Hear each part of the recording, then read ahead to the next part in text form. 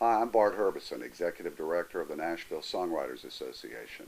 And this week for the Tennessean, the story behind the song, Carrying Your Love With Me for George Strait. Welcome, Steve Bogard. Thank you, Bart. So, you get back-to-back straight cuts almost. But let's talk about the first one. You and Jeff Stevens, you're kind of like Lennon and McCartney. You've been partners. You've written so many songs together. That day, did you know? And did you think about Strait when you wrote it? Because there's never been a more prototypical George Strait song. On Carrying Your Love, yes. You wrote it for Strait. We knew we brought Michael Knox ran over and got Larry Willoughby, who was the A&R guy at MCA at the time, and brought him into my little writing room office. And I was playing my little Fender bass with Jeff singing harmony, and we played it for him live. And Willoughby said, "Put that on hold for George. Don't let anybody hear it. Bring me the demo." Wow. But I'm going to go back. When you were writing it, you were thinking about George. And No. the reason I asked, okay, because that never happened. No, we didn't do that with either of the carried George Strait hits. Well, tell me about that day. The idea, the little signature guitar lick. I mean, it's the story behind how the song was written. Well, the Carrying Your Love With Me was an idea Jeff and I wrote like every once a week for probably, at that point, maybe 10 years. We're still working together some. And he just handed me a little piece of paper one day. Carried Away, we'd already written Carried Away. Okay, that came first. That came first. And he just handed me a piece of paper and said, "This is a great title. I know we'll know how to write it, but I want you to hang on to it and think about it and figure out, what's the right way to go with it." So it was probably 6 months later, and I was just kind of sitting by the pool having a sip of something or other, and just started with that little metaphor about the beat-up leather bag and a little snippet of melody, and then it was his title, Carrying Your Love With Me. We wrote it the next day, and not very long, a few hours. Well, I'm going to say something trite, but that song had me hello. When I heard that line at the opening of it, it got me, man. That's awesome. And it's one of those, George, there's been a lot of specials lately with his 7,000 number ones and all that, but what did his son say about that song? Because that touched me. Well, he did say that because his son didn't love everything he did. No, but he very much was into Carrying Your Love With Me, and he said that it was by far his dad's favorite video. And of all time, those two songs are Carrying Your Love is number 5 for George of all time. It spent 4 weeks at number 1, and then Carried Away is number 9.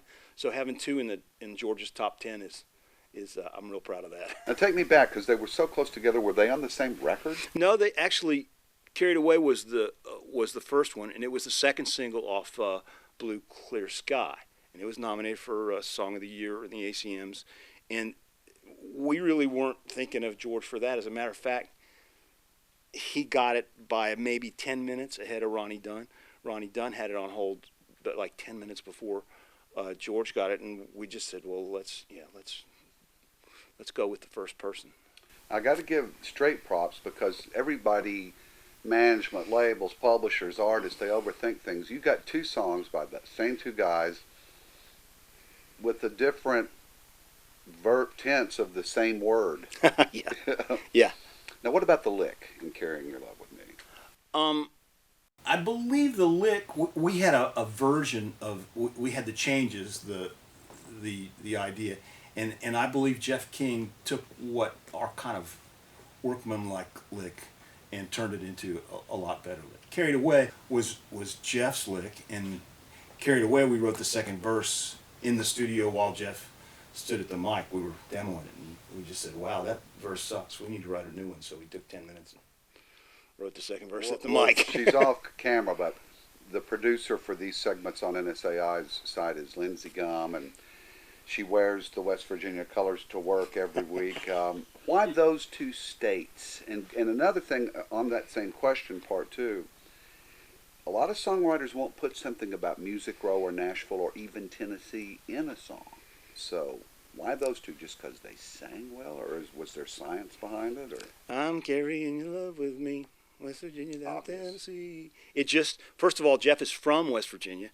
His funny thing is, he really felt like it was a little close to home for him, so he said, but Bogard, let's do like California, anything. Just let's not do West Virginia. I said, no, man, we don't usually fight, and I don't usually stick to my guns, but I'm sticking to my guns on this. Nothing's going to sing as good as West Virginia, and I like that little personal thing that you're in it and stuff. And so we ended up doing it that way. And when we had our little #1 lunch with Tony Brown, we showed up and we sat down, and he sits up. He says, guys, you know what my favorite line in the song is?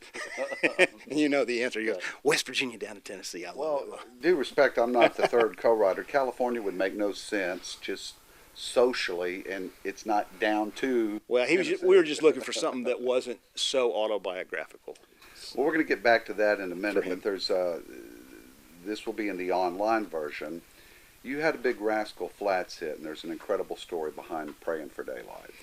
It was an interesting story, both the idea and the pitch. I wrote that with Rick Giles, and we had been writing for probably 15, 20 years at that point, once a week. And we had what we called Bull Blank Hour every morning. And my wife had got up that morning. I said, how'd you sleep, honey?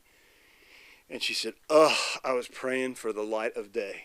And so I told Rick that, and we just sort of kind of moved into that. We came up with the song, and it knew it was pretty cool. And Rick's pretty, he's pretty much a background singer guy. He had a doo-wop thing when he lived in D.C. and stuff. And so we got the demo all set up, and I took it over to Mark Bright for Blackhawk, because Henry Paul and I go way back.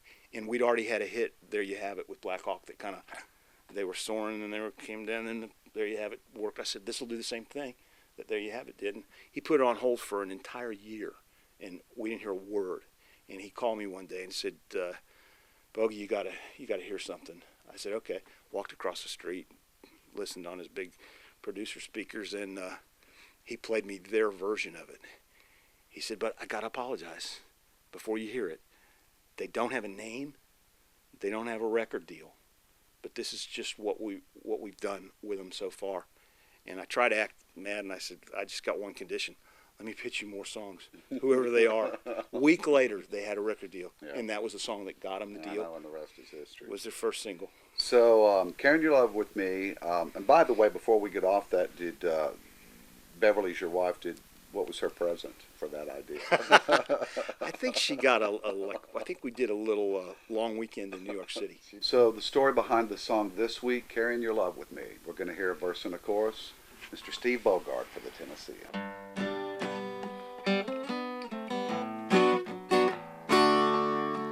Baby, all I got is this beat up leather bag. Everything I own don't fill up half. But don't you worry about the way I pack. All I care about's getting back real soon. A goodbye kiss is all I need from you. 'Cause I'm carrying your love with me, West Virginia down to Tennessee.